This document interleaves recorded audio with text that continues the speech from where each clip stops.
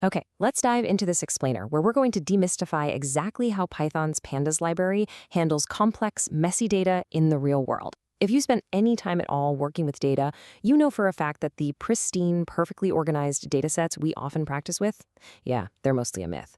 Real data is completely chaotic, it has holes in it, it's structured awkwardly, and it constantly needs to be connected to external databases.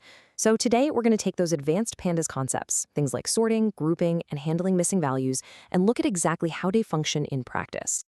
Here is our roadmap for today. We'll cover the power of data analysis, unlocking descriptive statistics, handling messy missing values, reshaping and grouping data, and finally, the MySQL database connection. Let's get right to it. Section 1. The power of data analysis. Let's start with a broad, philosophical look at the foundational power of counting and data. Einstein really hit the nail on the head here. Our modern coding tools, they're literally just the latest evolution in a long history of human discovery.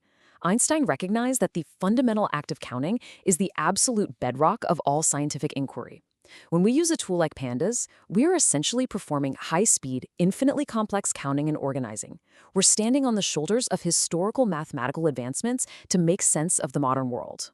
Moving on to Section 2, unlocking descriptive statistics. To understand Pandas, let's ground our analysis in a super relatable baseline scenario, a teacher tracking student grades. Think about a perfectly organized, safe dataset. We've got 4 students, Raman, Zuhair, Ashravi, and Mishti. We have their scores across 5 subjects for 3 different unit tests. There are absolutely no gaps. Every single student took every single test. When data is shaped nicely like this, Pandas can effortlessly apply descriptive statistics. We can summarize the data, figure out the baseline, and instantly find the highest or lowest performers without having to manually scan through rows and rows of numbers. By using simple descriptive statistics functions like .max and .min, we can instantly pull the highest and lowest scores right from the data frame. A quick dataframe.max or dataframe.min pinpoints exactly what we need. Interestingly enough, in our case study, Ashravia holds both records, scoring a perfect 25 in science during Unit Test 3, but also dropping down to a 12 in maths in that exact same testing period. These basic functions give us an immediate, high-level summary of performance.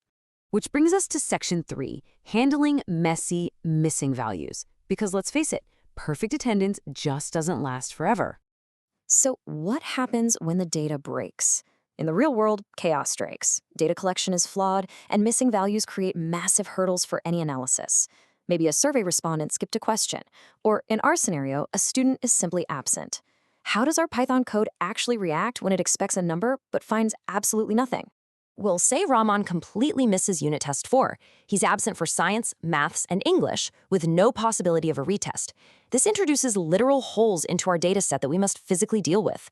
If we try to calculate a standard average across these columns right now, the missing values, which are often represented as nan, or not a number, will completely break our calculation. We can't just ignore the gaps, we have to tell Pandas exactly how to treat them. We really have 2 actionable solutions for handling these gaps. We can either cleanly drop Arman's 4th test entirely, or we can try to estimate his missing scores.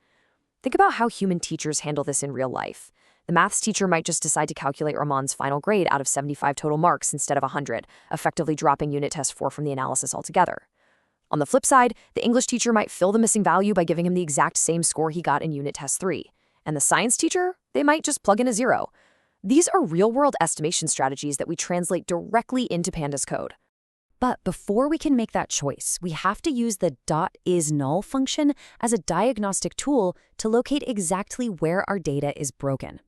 IsNull sweeps through the entire data frame and hands us a clear Boolean map, true where data is missing and false where it's intact. This is a crucial first step before we drop or estimate anything. We have to identify the exact scale and location of our missing data problem. All right, Section 4, reshaping and grouping data. Once our data is clean and whole, we rarely just want to stare at it as a flat spreadsheet. Think of reshaping as physically turning the tables to look at the exact same student test scores from entirely new analytical angles. The way rows and columns are arranged completely dictates the kinds of questions we can ask. Pandas gives us functions like pivot and pivot table to transform the structure entirely. We aren't altering the original data, we're just changing the lens through which we view it. This allows patterns that were hidden in a long vertical list to suddenly become obvious in a wide comparative matrix. And beyond just pivoting, we can group. By grouping the data by a student's name, we instantly generate aggregated descriptive statistics, like the mean, variance, and standard deviation for their specific performance in maths. Instead of seeing 20 individual test scores, we use df.groupby to cluster all of Ashravi's scores together, all of Mishti's scores together, and so on. We then apply an aggregation function, .ag, to tell Pandas to calculate those statistics for each specific student cluster simultaneously. It's an incredibly powerful and efficient way to work. Finally, Section 5, the MySQL database connection.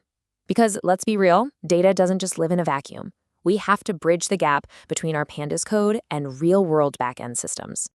Integrating Pandas with a MySQL database is pretty much just a simple 3-step procedure. First, you get the right tools by installing the PyMaSQL and Alchemy libraries, which act as translators between Python and the database. Next, you write a script to establish a secure connection string. And finally, once the bridge is built, you seamlessly push and pull massive amounts of data using built-in Pandas functions. Importing pulls the data in for us to analyze and clean, while exporting pushes our finalized, reshaped data right back into storage. It's a continuous cyclical workflow. You pull a raw table from MySQL, use Pandas to drop missing values, calculate your standard deviations, reshape it into a pivot table, and then you export that polished analytical masterpiece back into MySQL for the rest of your team to use. I want to leave you with a provocative warning from the text as you think about handling missing data in your own projects. Estimating missing values fundamentally changes the dataset. This means your final analysis might just be an illusion of reality.